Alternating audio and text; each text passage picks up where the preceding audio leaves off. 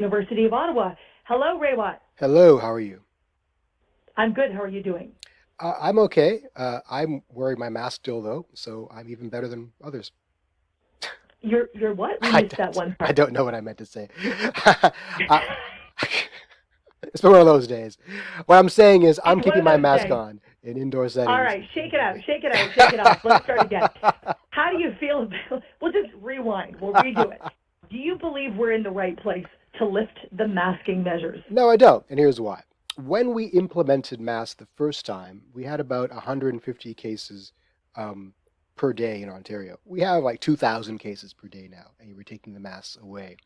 And we shouldn't be tying the removal of restrictions like masking to arbitrary calendar dates. It should be tied to observable indicators in the population that are sustained over a number of days. In addition, masking is a low cost, easily implementable, and high impact activity. It should be the last thing to go, not the first thing.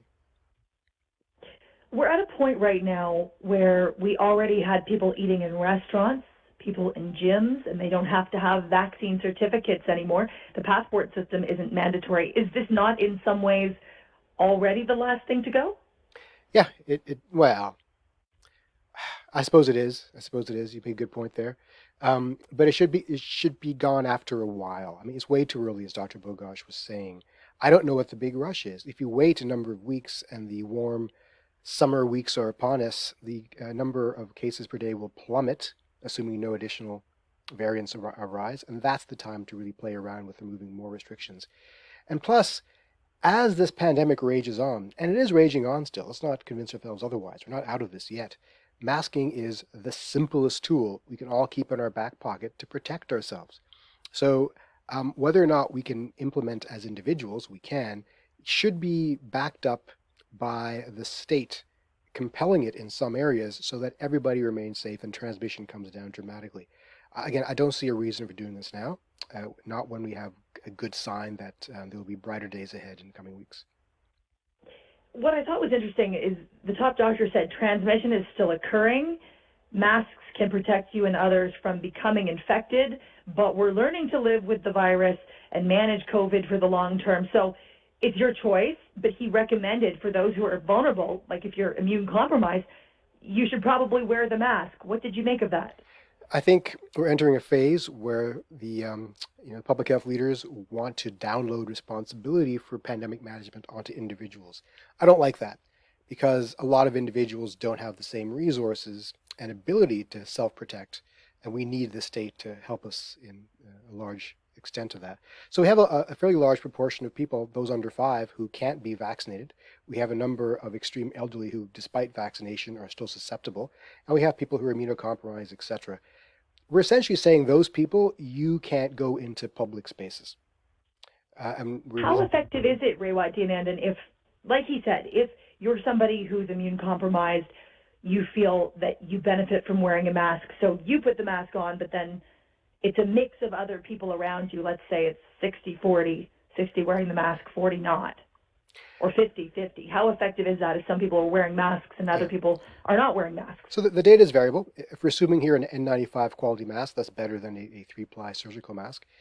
So the N95s will offer the wearer protection to some degree, but that protection diminishes as the exposure goes on, duration matters, and the amount of virus that's around them. So you add that protection layer by preventing other people from transmitting. That's why it's important to have multiple layers of protection, not just one thing.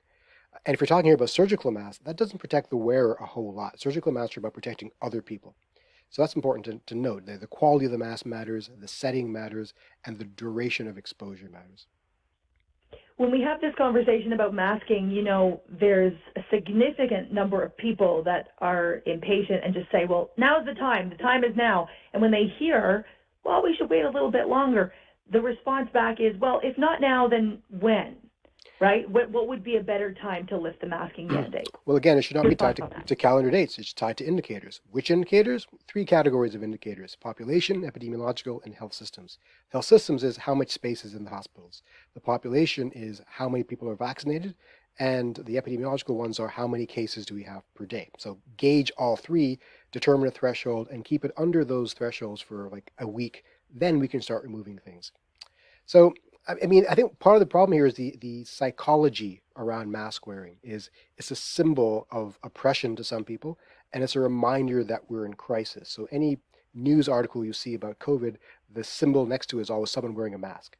So that reminds people that the disease is around. And for some people, that's not a fun thing to be reminded of.